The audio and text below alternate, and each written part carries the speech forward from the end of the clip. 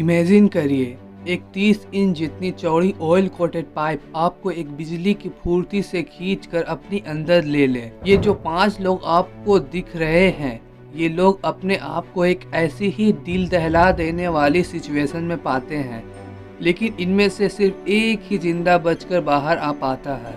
वे लोग अपने साथ एक गोप्रो कैमरा भी लेकर गए थे, जिसमें रिकॉर्डेड दृश्य आपके हाथ पैर कांपने के लिए मजबूर कर देंगे। समुद्र से 60 फीट नीचे 30 इंच चौड़ी क्रूड ऑयल से भरी पाइप में 2 दिन से फंसे रहना, यही घटना उस दिन हुआ था। क्रिस्टोफर, काजिम, यूसुफ, ऋषि, फैजल, इन 5 में से सिर्फ क्रिस्टोफर ही जिंदा बचकर बाहर आ पाया था। तो चलिए जानते हैं पायलट डाइविंग उस खतरनाक इंसिडेंट के बारे में, जिसके बारे में सुनने के बाद लोग सहम जाते हैं। 25 फरवरी 2022 साउथ अमेरिका के नॉर्थर्न कोस्ट में पॉइंटर पियल नाम का एक टाउन में पाया नाम की एक कंपनी लोकेटेड है। ये 5 लोग जिसके साथ ये हादसा हुआ है, ये उस कंपनी में मेंटेनेंस का काम किया करते थे। उस दिन वे लोग पाइप लाइन के अंदर ऐसे ही हिस्से में काम कर रहे थे जो काफ़ी दिन से बंद पड़ी थी। ये एक यू शेप पाइपलाइन था, जिसका एक हिस्सा में ऑयल टैंकर अपने कच्चे ऑयल को अनलोड करते थे, जिसे बर्थ 5 कहा जाता है। ये कच्चा तेल बर्थ 5 के जरिए बर्थ 6 में पहुंचता था, जहां एक ऑयल रिफाइनरी मौजूद था, जहां से ऑयल को रिफाइन किया जाता है। उस दिन इन वर्कर का काम था इस पाइपलाइन के ऊपरी हिस्से को पानी से सेपरेट करना, ताकि ये लोग अपनी इक्विपमेंट के साथ यहाँ मेंटेनेंस का काम कर सकें। पाइप के अंदर से हाइड्रोकार्बन बाहर ना निकले, इसलिए प्लग भी लगाए गए थे। इसके अलावा पाइप के ऊपर काम करने के लिए एक स्पेशल केबिन, जिसको हैबिटेट बेल भी बोला जाता है, जिसका इस्तेमाल किया जाता है। ये ऐसा है कि अगर आप पानी के बोतल में एक गिलास को डालेंगे तो पानी गिलास के अंदर नहीं जाएगी। हैबिटेट बेल के अंदर हाइड्रो प्रेशर छोड़कर एक सूखी जगह बनाई जाती है, ताकि लोग इसके अंदर अच्छे तरीके से काम कर सके। और उस दिन इन लोगों का काम था एयर प्लग को निकालना, लेकिन जब वे लोग एयर प्लग को निकालते हैं तभी एक दुर्भाग्यपूर्ण घटना घट जाती है।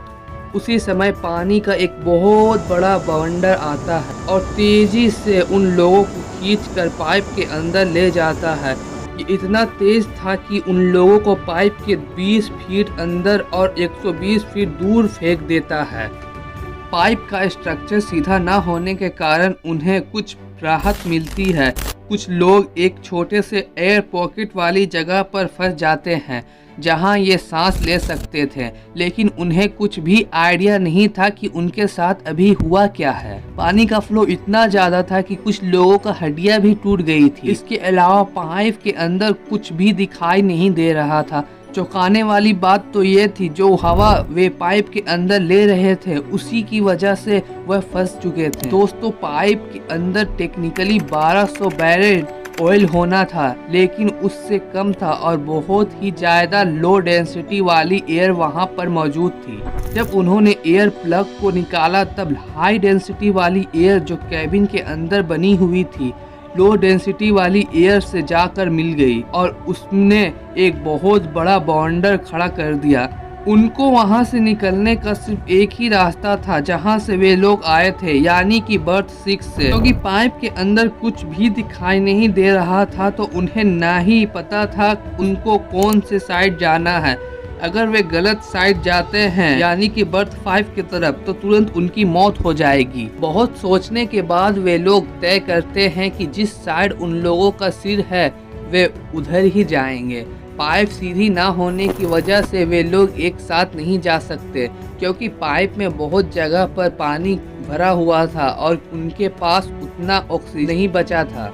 इस जगह से क्रिस्टोफर और फैजल डिसाइड करते हैं कि दोनों आगे अकेले ही जाएंगे। उनका प्लान बहुत ही सिंपल था। दोनों बाहर निकलकर बाकी तीनों के लिए मदद भेजेंगे। दोनों आगे की ओर बढ़ते हैं और वे दोनों एक और एयर पॉकेट में फंस जाते हैं और वहां पर एक चमत्कार होता है। उनको महसूस होता है कि एक एयर टैंक वहां पर पड़ा है, जिस वजह से पानी के अंदर वह ज़्यादा देर के लिए जा सकते हैं। लेकिन प्रॉब्लम ये थी, अंधेरे होने के कारण वह ये नहीं देख पा रहे थे कि ऑक्सीजन टैंक के अंदर कितना ऑक्सीजन बचा है। ऑक्सीजन खत्म ही होने वाला था, तभी वे लोग एक और चीज से टकराते हैं और वह थी एक और ऑक्सीजन टैंक। इस ऑक्सीजन टैंक को माउथपीस नहीं था, जिससे कि ऑक्सीजन मुंह में लगा कर लेते हैं। इसी वजह से उन्हें ऑक्सीजन टैंक के ओपनिंग में ही अपना मुंह डालना पड़ा, जिसके कारण पूरा ऑयल उनकी मुंह में चला गया। क्रूड ऑयल दोस्तों, ये ऑयल एक ऐसा ऑयल होता है जिससे पेट्रोल और डीजल बनाया जाता है। अगर मुंह और आंखों में चला जाए तो बहुत जलन होती है। उस वक्त तक फैजल का भी ऑक्सीजन टैंक खत्म हो गया था। उसके हड्डियां टूटने के कारण बहुत दर्द हो रहा था, जिसके वजह से क्रिस्टोफर को आगे अकेले ही जाना पड़ा। 2 घंटे मुशक्कत के बाद उसका ऑक्सीजन टैंक एक और चीज से टकराता है और वह चीज थी पाइप का बैंड। वह जानकर बहुत खुश हुआ, लेकिन साथ में दुखी भी था, क्योंकि यहाँ पर बर्थ 6 की ओपनिंग हो सकती थी जहाँ से बाहर निकला जा सके, या बर्थ 5 की ओपनिंग जो बिल्कुल बंद थी। पाइप में पानी कम होने के कारण उसको तैरकर बाहर निकलना नामुमकिन था, इसलिए वो पाइप को जोर जोर से मारने लगा और आवाज करने लगा।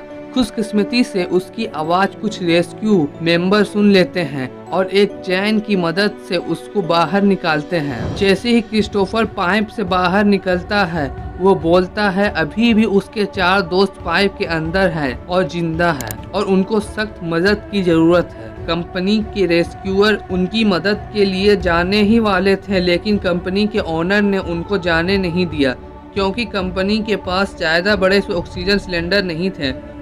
रेस्क्यूअर नीचे जानते हैं तो उनकी जान की भी खतरा हो सकता है। ये बात सुनते ही क्रिस्टोफर खुद अपने दोस्तों को बचाने जाने ही वाला था, बट कंपनी ने उसको भी रोक दिया। जब क्रिस्टोफर ने सारी चीज बताई तो कुछ रेस्क्यूअर गए और पाइप को ठोक ठोक कर मारने लगे, ताकि पता लग सके चारों लोग एग्जैक्ट कहाँ पर हैं। यहाँ तक कि चारों लोग पाइप को मारकर रिस्पॉन्स भी कर रहे थे। आप सुनिए ये ऑडियो।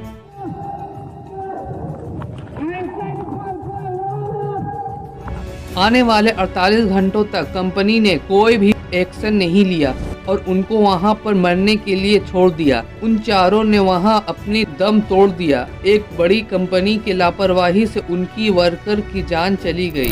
इतनी बड़ी वाकया होने के बाद आप जानकर ये हैरान होंगे, पारिया कंपनी के ऊपर पुलिस कार्रवाई तो होती है, लेकिन उनको कोई सजा नहीं होता है। और पारिया कंपनी में जो वर्कर मरे, उनकी फैमिली को फाइनेंस कैंपेन के नाम पर 1 भी रुपया नहीं दिया जाता है।